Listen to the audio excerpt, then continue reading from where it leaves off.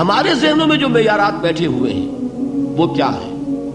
کامیابی پیسے سے ہے، کامیابی جائیداد سے ہے، کامیابی کاروبار سے ہے، کامیابی شہرت سے ہے، کامیابی اقتدار سے ہے. یہ معیارات ہیں. جو جتنا دولت مند اتنا کامیاب، جو جتنا مشہور اتنا کامیاب، جو جتنا پاپولر اتنا کامیاب، جو حکومت پر پہنچ گیا کامیاب، جس نے بڑا کاروبار جما لیا کامیاب، جس نے بہت جائیداد بنا لی کامیاب. یہی ہے اصل میں ساری بس کی گانٹھ. جو تصور کامیابی کا ہوگا اسی کے مطابق آپ کی بھاگ دوڑ ہوگی، اسی کے لیے جد و جہد ہوگی، اسی کے لیے توانائیاں صرف ہوں گی، اسی کے لیے دن رات کی مشقت ہوگی. یہ ہے اصل شے جس کی یہاں نفی ہو رہی ہے. کامیابی دولت سے نہیں، کامیابی شہرت سے نہیں، کامیابی اقتدار اور طاقت اور حکومت سے نہیں، بلکہ کامیابی ہے ایمان سے، عمل صالح سے، تواصی بالحق سے، تواصی بالصبر سے.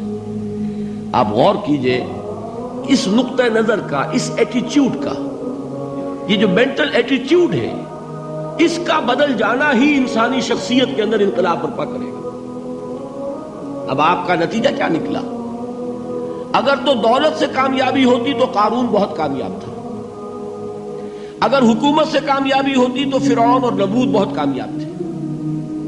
کامیابی ان سے نہیں ہے.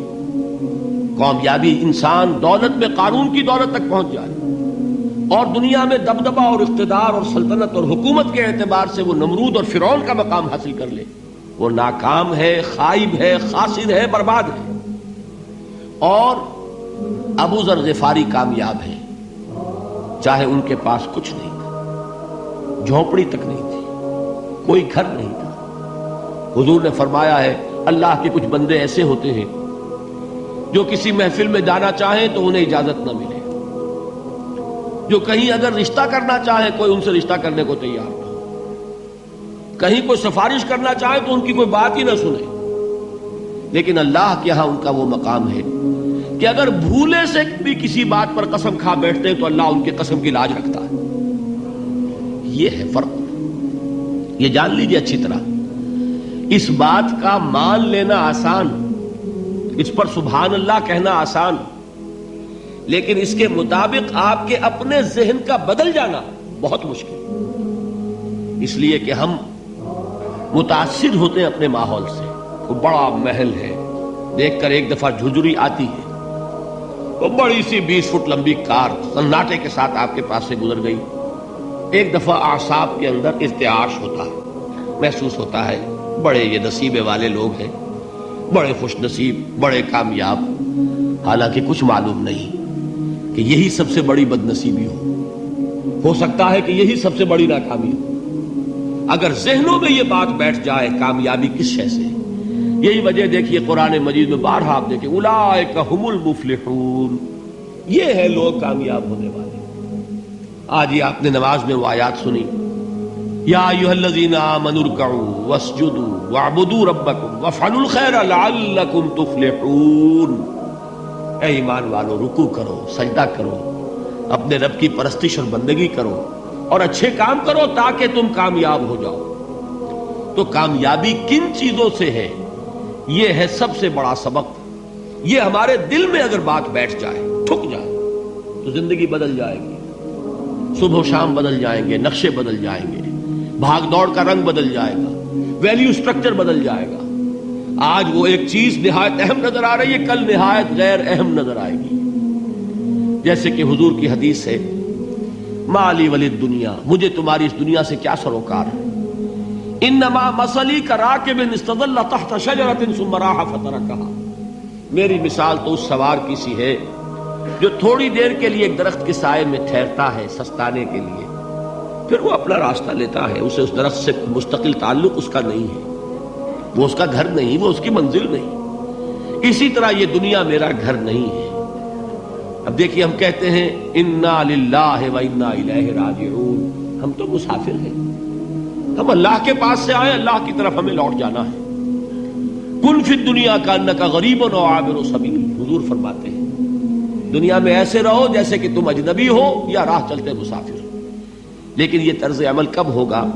جبکہ یہ آیت ہمارے ذہنوں کے اندر بیٹھ گئی ہو، والعصر ان الانسان لفی خسر الا الذین آمنوا وعملوا الصالحات وتواصوا بالحق وتواصوا بالصبر۔ یہ ہے اصل بات جو میں نے عرض کیا تھا کہ میں بتاؤں گا صحابہ کیوں ایک دوسرے کو یاد دلاتے تھے۔ اس لیے کہ دیکھیے جیسے برف باری اگر ہو رہی ہو، آپ باہر نکلیں گے تو برف آپ کے کپڑوں پر جم جاتی ہے نا، تو آپ جھٹکتے ہیں کپڑوں کو تاکہ برف ہٹ جائے۔ ہمارے ایمان پر اس دنیا میں رہتے ہوئے جب ہم متاثر ہوتے ہیں ماحول سے تو گردہ آ جاتا ہے، برف پڑ جاتی ہے، اس کو جھٹکتے رہنے کی ضرورت ہے۔ اور وہ جھٹکنے کی بہترین اور مؤثر ترین شکل یہی ہے کہ یاد رکھو کامیابی ان چیزوں سے نہیں ہے۔ چمک دمک جو ہے دنیا کی، یہ ساری چمک دمک جو تمہیں رجھا رہی ہے، جو تمہیں اپنے اندر گم کیے ہوئے ہے، یہ لفظ گم پر اقبال کا وہ شعر یاد آ گیا کہ کافر کی یہ پہچان کے آفاق میں گم ہے، اور مومن کی یہ پہچان کے گم اس میں ہے آفاق۔ تم گم نہ ہو کر رہ جاؤ، اس میں مبہوت نہ ہو کر رہ جاؤ، مرعوب نہ ہو کر رہ جاؤ، دنیا ہی کی محبت تمہارے اوپر ڈیرے نہ ڈال دے، تمہارے دلوں کے اوپر مسلط نہ ہو جائے۔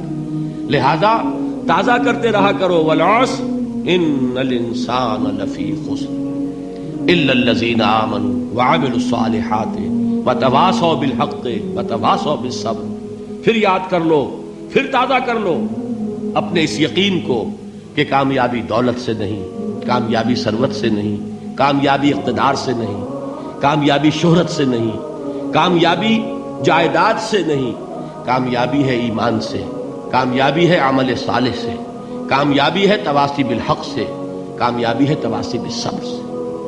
یہ چار چیزیں ہیں کہ جو کامیابی کے لوازم